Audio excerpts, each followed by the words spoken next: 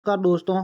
इस क्लास में आप सभी का हार्दिक स्वागत है। इस वीडियो में हम कक्षा से सामाजिक विज्ञान हमारे अतीत भाग फेस्ट का अध्याय 5वां पढ़ने जा रहे हैं। इस अध्याय का शीर्षक है राज्य, राजा और एक प्राचीन गणराज्य। तो आइए देखिए, कुछ लोग शासक कैसे बने।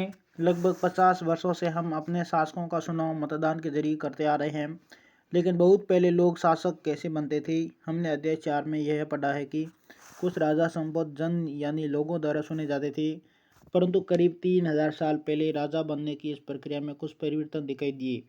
कुछ लोग बड़े बड़े यज्ञों को आयोजित कर राजा के रूप में प्रतिष्ठित हो गए।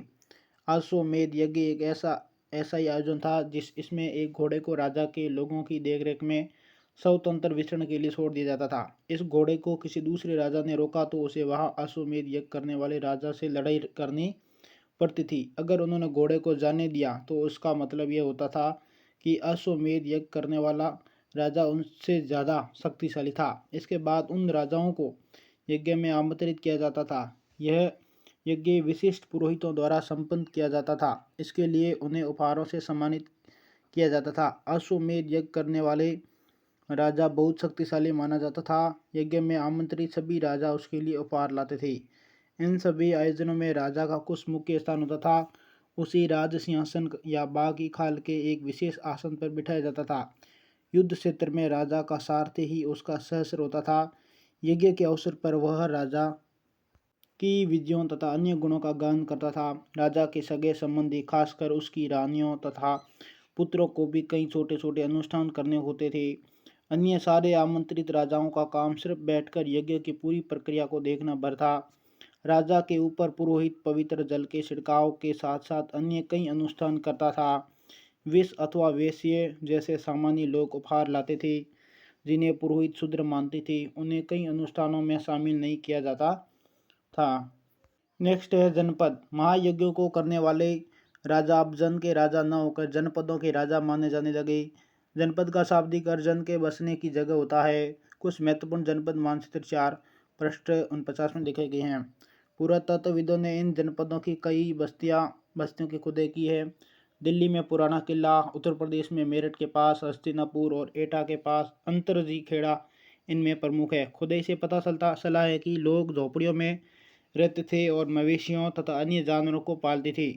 वे चावल, गेहूँ, धान, जौ, दालें, गन्ना, तिल तथा सरसों जैसी फसलें उगाते थे। लोग मिट्टी के बर्तन भी बनाते थे। इनमें कुछ धूसर और कुछ लाल रंग के होते थे। इन पुरा स्थलों में कुछ विशेष प्रकार के बर्तन मिले हैं, जिन्हें सितरी धूसर पात्र के रूप में जाना जाता है। जैसा कि इनके नाम से ही स्पष्ट है, इन बर्तनों पर चित्रकारी की गई है। यह आमतौर पर सरल रेखाओं तथा ज्यामितीय आकृतियों के रूप में है। नेक्स्ट है महाजनपद। करीब 2500 साल पहले कुछ जनपद अधिक महत्वपूर्ण हो गए। इन्हें महाजनपद कहा जाने लगा। मानचित्र 4 में कुछ महाजनपदों को दिखाया गया है। अधिकतर महाजनपदों की एक राजधानी होती थी। कई राजधानियों में किलेबंदी की गई थी, अर्थात इनके चारों ओर लकड़ी, ईंट या पत्थर की ऊंची दीवारें बनाई गई थी। ऐसा लगता है कि लोगों ने अन्य राजाओं के आक्रमण से डरकर अपनी सुरक्षा के लिए इन किलों का निर्माण किया। कुछ राजा अपनी राजधानी के चारों ओर विशाल, ऊंची और प्रभावशाली दीवार खड़ी कर अपनी समृद्धि और शक्ति का प्रदर्शन भी करते थे। इस तरह से किले के अंदर रहने वाले लोगों और उस क्षेत्र में नियंत्रण रखना भी सरल हो जाता होगा। इस तरह की विशाल दीवार बनाने के लिए व्यापक योजना की आवश्यकता थी और लाखों की संख्या में ईंटों तथा पत्थरों का इंतजाम करना पड़ता था। हजारों स्त्री पुरुषों तथा बच्चों ने इसके लिए अथक परिश्रम किया होगा। इनके लिए संसाधनों की आवश्यकता पड़ती होगी। अब राजा सेना रखने लगे थे। सिपाहियों को नियमित वेतन देकर पूरे साल रखा जाता था। कुछ भुगतान संभवतः आहत सिक्कों के रूप में होता था। इन सिक्कों के बारे में तुम अध्याय 8 में पढ़ोगे। नेक्स्ट है कर। महाजनपदों के राजा विशाल किले बनवाते थे और बड़ी सेना रखते थे, इसलिए उन्हें प्रचुर संसाधनों की आवश्यकता होती थी। इसके लिए उन्हें कर्मचारियों की भी आवश्यकता होती थी। अतः महाजनपदों के राजा लोगों द्वारा समय समय पर लाए गए उपहारों पर निर्भर न रहकर अब नियमित रूप से कर वसूलने लगे। फसलों पर लगाए गए कर सबसे महत्वपूर्ण थे, क्योंकि अधिकांश लोग कृषक ही थे। प्राय उपज का 1/6वां भाग ऐसा ऐसा कर के रूप में निर्धारित किया जाता था, जिसे भाग कहा जाता था। कारीगरों के ऊपर भी कर लगाए गए, जो प्राय श्रम के रूप में चुकाए जाते थे। जैसे कि एक बुनकर, लोहार या सुनार को राजा के लिए महीने में एक दिन काम करना पड़ता था। पशुपालकों को जानवरों या उनके उत्पाद के रूप में कर देना पड़ता था। व्यापारियों को सामान खरीदने या बेचने पर भी कर देना पड़ता था। आखेटकों तथा संग्राहकों को जंगल से प्राप्त वस्तुएं देनी होती थी। नेक्स्ट है कृषि में परिवर्तन। इस युग में कृषि के क्षेत्र में दो बड़े परिवर्तन आए। हल के फाल अब लोहे के बनने लगे। अब कठोर जमीन को लकड़ी के फाल की तुलना में लोहे के फाल से आसानी से जोता जा सकता था। इससे फसलों की उपज बढ़ गई। दूसरे, लोगों ने धान के पौधों का रोपण शुरू किया, अर्थात खेतों में बीज छिड़क कर धान उपजाने के बजाय धान की पौध तैयार कर उनका रोपण शुरू किया गया। अब पहले की तुलना में बहुत ज़्यादा पौधे जीवित रह जाते थे, इसलिए पैदावार भी ज़्यादा होने लगी। इसमें कमरतोड़ परिश्रम लगता था। ये काम ज़्यादातर दास दासी तथा भूमिहीन खेतिहर मजदूर करते थे। नेक्स्ट है सूक्ष्म निरीक्षण। मगध में मानचित्र 4/49 में मगध ढूंढो। लगभग 200 सालों के भीतर मगध सबसे महत्वपूर्ण जनपद बन गया। गंगा और सोन जैसी नदियां मगध से होकर बहती थी। ये यातायात, जल वितरण और जमीन को उपजाऊ बनाने के लिए बहुत महत्वपूर्ण थी। मगध का एक हिस्सा जंगलों से भरा था। इन जंगलों में रहने वाले हाथियों को पकड़कर और उन्हें प्रशिक्षित कर सेना के काम में लगाया जाता था।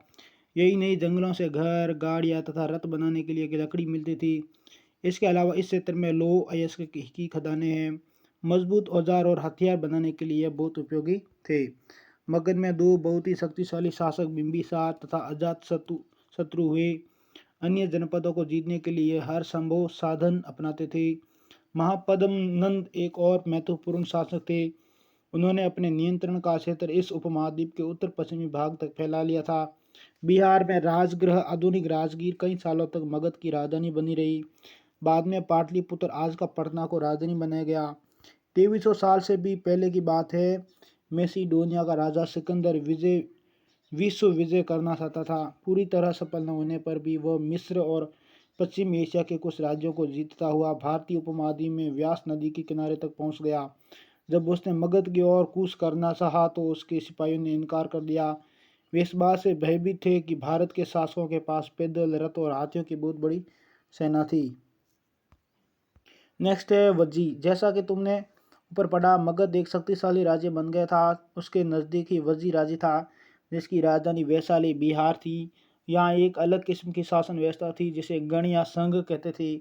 गण या संघ में कई शासक होते थे। कभी कभी लोग एक साथ शासन करते थे, जिसमें से प्रत्येक व्यक्ति राजा कहलाता था। ये सभी राजा विभिन्न अनुष्ठानों को एक साथ संपन्न करते थे। सभाओं में बैठकर यह बातचीत, बहस और वाद विवाद के जरिए तय करते थे कि क्या करना है और किस तरह करना है। शत्रुओं के आक्रमण से निपटने के लिए वे मिलकर सरसाई करते थे। स्त्रियां, दास तथा कमकार इन सभाओं में हिस्सा नहीं ले सकते थे। बुद्ध तथा महावीर, जिनके बारे में तुम अध्याय 6 में पढ़ोगे, दोनों एक गण या संघ से संबंधित थे। बौद्ध साहित्य में संघ के जीवन का बहुत ही सजीव वर्णन मिलता है। कई शक्तिशाली राजा इन संघों को जीतना चाहते थे। उसके बावजूद उनका राज्य अब से लगभग 1500 साल पहले तक चलता रहा। उसके बाद गुप्त शासकों ने गण और संघ पर विजय प्राप्त कर उन्हें अपने राज्य में शामिल कर लिया। इनके बारे में तुम अध्याय 10 में पढ़ोगे। इस प्रकार से हमारा यह पार्ट कंप्लीट हुआ। हम नेक्स्ट पार्ट में जल्दी मिलेंगे। तब तक के लिए आप सभी को धन्यवाद।